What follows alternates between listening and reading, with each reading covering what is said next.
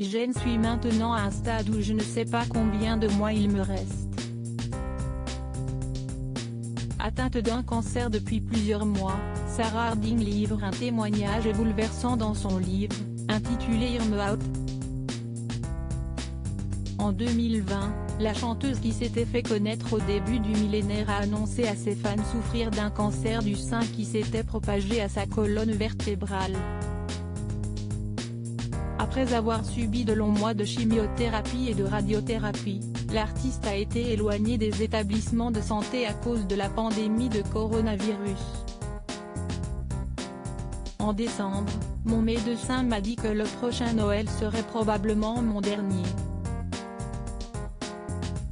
Je ne veux pas connaître de pronostic exact.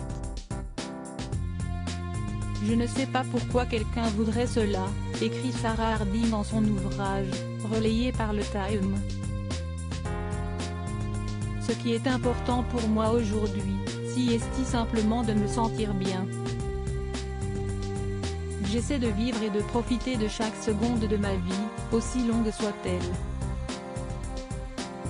Je prends un verre de vin ou deux pendant tout cela, car cela m'aide à me détendre, a continué la chanteuse de 39 ans. Je suis sûre que certaines personnes pourraient penser que ce n'est pas une bonne idée, mais je veux essayer de m'amuser. Je suis maintenant à un stade où je ne sais pas combien de mois il me reste. La chanteuse britannique, qui a rejoint le girls band Girls Aloud en 2002 après l'émission de télévision Popstar, The Rivals, a également parlé de la façon dont elle a retardé les soins médicaux en raison de la pandémie de coronavirus. Après avoir remarqué une bosse douloureuse sur sa poitrine, Sarah Harding a pris un grand nombre d'analgésiques pour atténuer la douleur. Un jour, je me suis réveillée en réalisant que j'avais été dans le déni, écrit-elle. Sarah Harding veut profiter de ses proches. Oui, il y a eu un confinement.